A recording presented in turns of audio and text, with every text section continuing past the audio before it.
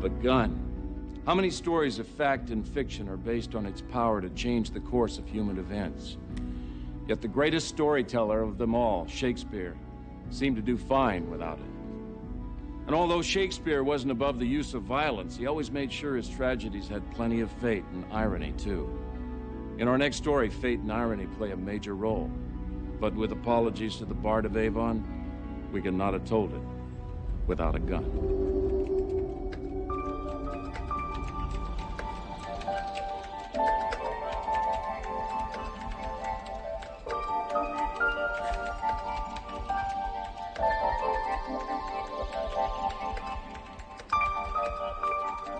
You could always find Sharon at her computer, even during lunch break. She was my boss, but we were like sisters. And there was nothing we wouldn't do for each other. Are you still here? Oh, I just wanted to finish the offer on the Chasen property. Oh, come on. Everyone else has already gone to the Valentine's Day party. I'm just gonna be a couple or so. Don't give me that. You have an anniversary to celebrate. What'd you end up getting him anyway?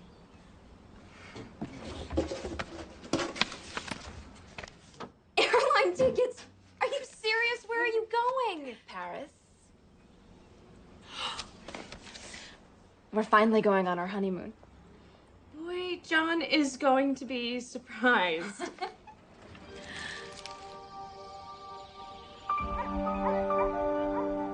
Sharon must have known something was wrong when she saw the car in the driveway.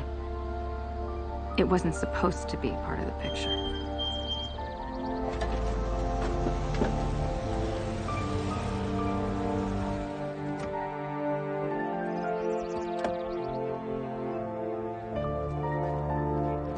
She probably should have never gone inside, but she couldn't help herself, even with that police car staring her in the face.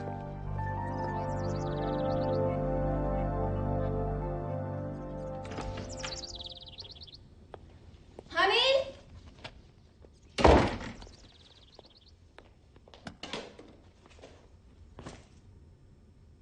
John?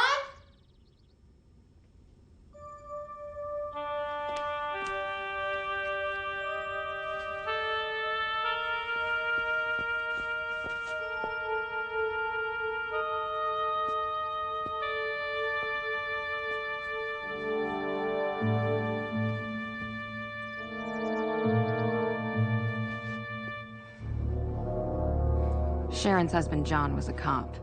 He trained other cops, and he was well-liked. What's wrong? I thought I heard something. Oh my God, you think it's your wife? No, she never gets home before 6. Then where were we? I don't know. I'm sure I heard something. Let me just check it out.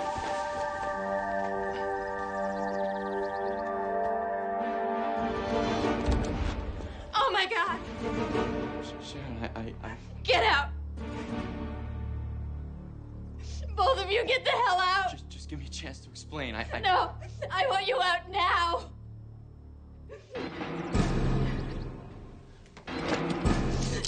Sharon, put down the gun.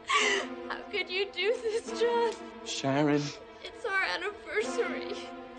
Put the gun down! Freeze! Sharon, just give me the gun. Sharon.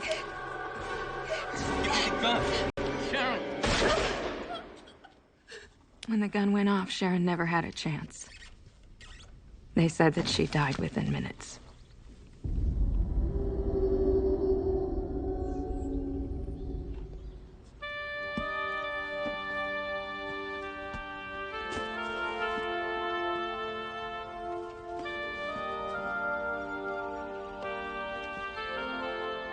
To lose a best friend so young is always a devastating blow, but in this case, it seemed so absolutely unfair.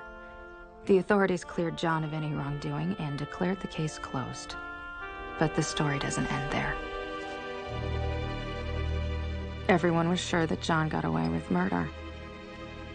But then one day, somebody paid John a visit. Somebody filled with hate and revenge. As John worked alone in his yard, he was the perfect target. But that day, fate stepped in and took over. In my heart, I knew that one killing never justifies another one. Thankfully, the shot missed. John never even heard it.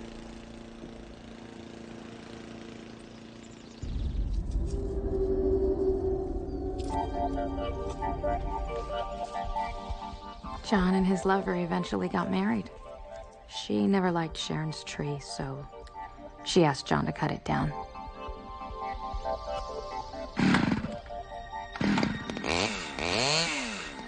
I guess it reminded her too much of Sharon and that terrible day.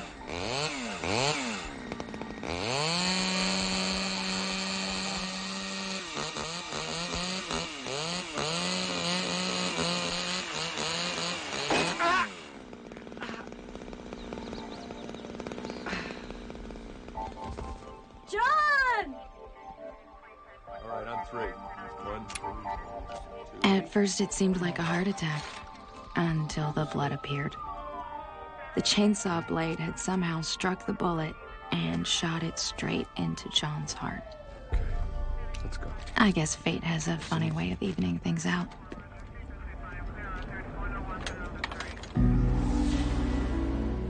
Could a bullet shot into a tree be dislodged years later to find its original target? Unexploded landmines first set in World War II have gone off decades later. And of course, a bullet in our story had been already fired once. Could the chainsaw blade have turned it into a deadly projectile again? Or maybe this is simply a fable, and our writing staff is guilty of firing blanks.